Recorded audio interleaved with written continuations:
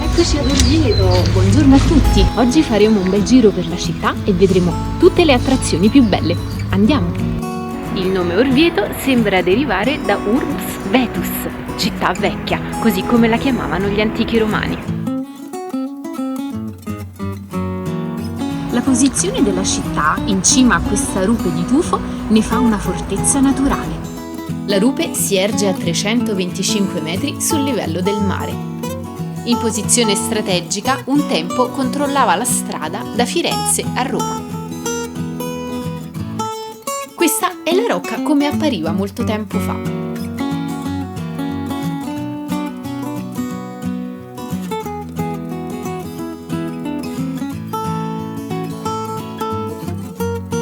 Andiamo al pozzo di San Patrizio.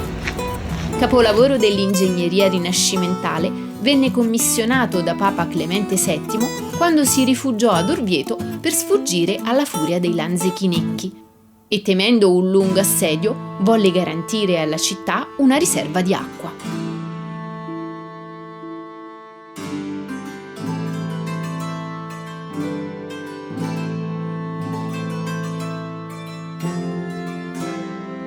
E scendiamo al pozzo. Il pozzo conta 248 gradini ed è profondo 62 metri. I lavori vennero commissionati ad Antonio da Sangallo il Giovane. In passato i muli trasportavano acqua attraverso le due scale elicoidali. La particolarità di queste scale elicoidali è che non si incontrano mai, quindi chi scende non incontra mai chi sale.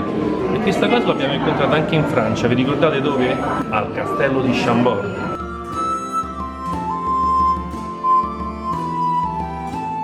Vi lascio il link in descrizione. Questo pozzo è spettacolare, venitelo a visitare assolutamente, e poi a Natale è uno spettacolo ulteriore.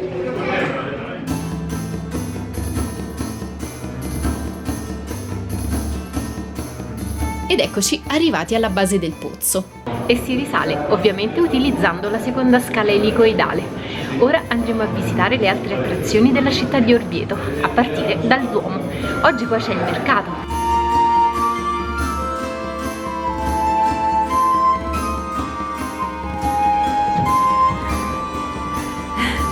Com'era?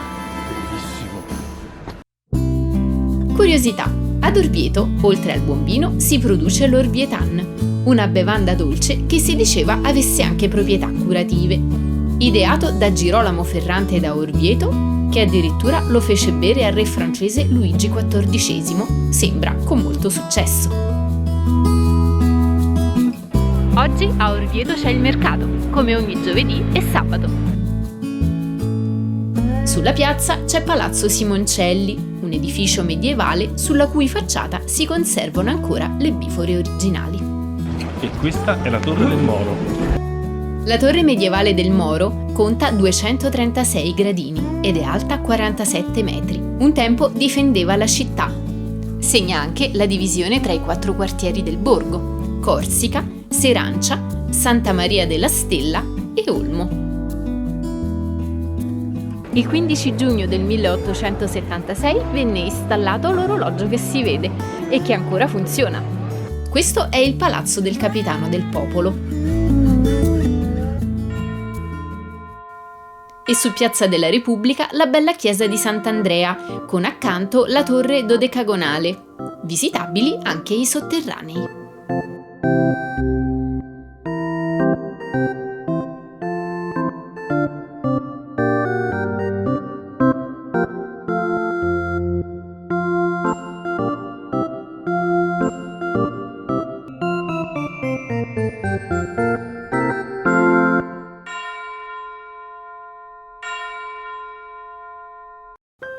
E ora andiamo a visitare il Duomo. Sulla piazza ci sono il Museo Emilio Greco, l'Ufficio Informazioni, il Museo Civico e il Museo Claudio Faina. Il Duomo è il simbolo della città e uno dei più belli del mondo. Iniziato nel 1290 in sostituzione di 2 chiese un tempo esistenti qui sulla piazza, è in stile gotico e romanico. La cattedrale è dedicata a Santa Maria Assunta in Cielo.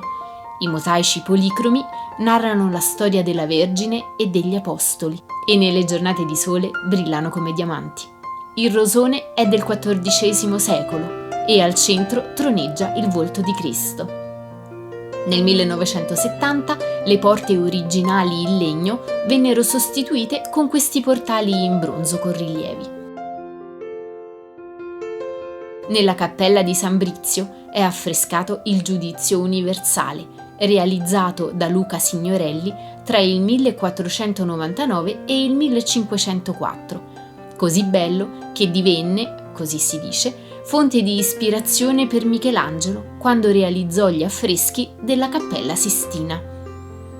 La Cappella del Caporale conserva il sacrolino macchiato dal sangue di Gesù, il cosiddetto tabernacolo del corporale. Tra l'altro, dati rilevati con la luce ultravioletta indicano la presenza di sangue e siero, condizione che si verifica dopo la morte. Questo dimostrerebbe che la morte di Gesù è avvenuta per infarto e non per trafiggimento, e ciò verrebbe confermato dal Vangelo di Giovanni, il quale descrive che dal costato trafitto uscì proprio sangue e acqua. Ed ecco il gruppo marmoreo della Pietà, capolavoro di Ippolito Scalza.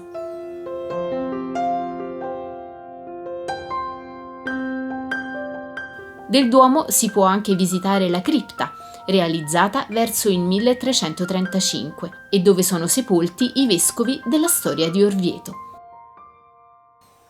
E questo affresco di Gentile da Fabriano raffigura la Madonna in trono con bambino e angeli ed è datato 1425.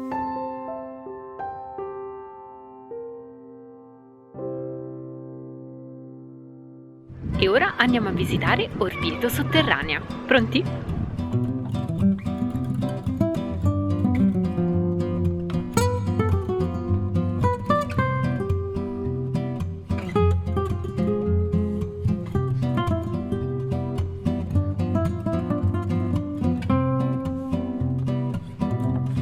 Il biglietto è costato 7 euro.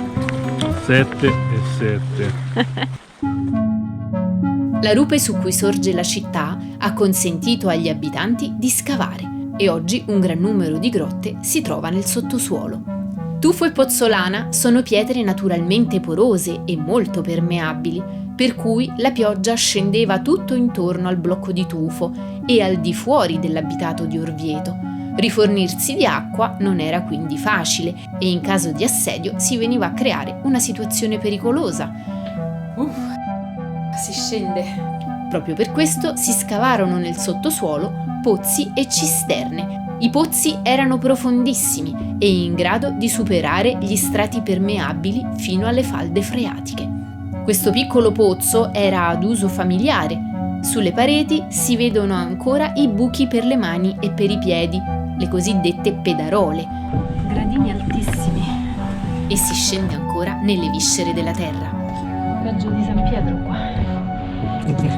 Gli scavi sono iniziati alla fine degli anni 70, quindi molto di recente. Queste erano vere e proprie cantine, usate per la conservazione di cibi e bevande. Le prime risalgono al periodo etrusco nel V secolo, ma vennero scavate anche in epoca medievale e rinascimentale.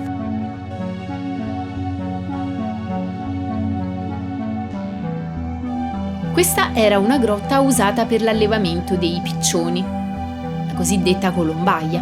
Naturalmente ogni famiglia produceva ciò che poteva, che poi veniva scambiato con altre famiglie.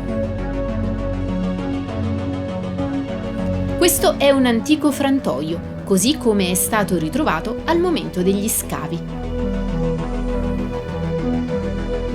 Quasi 1000 di queste grotte erano private, poiché le famiglie scavavano sotto il perimetro di loro proprietà, per non invadere l'area dei vicini e soprattutto per ragioni strutturali. E si risale! Gradini sempre più alti. La visita è stata molto bella e quindi la consigliamo. E nel quartiere medievale troviamo il Pozzo della Cava. Realizzato per volere di Papa Clemente VII, è un percorso sotterraneo. E questo è il Teatro Mancinelli, tra i più belli d'Italia. Le luminarie nel periodo di Natale sono uno spettacolo, ma Orvieto ha sicuramente altre meraviglie da svelare. È una bellissima città e certamente torneremo.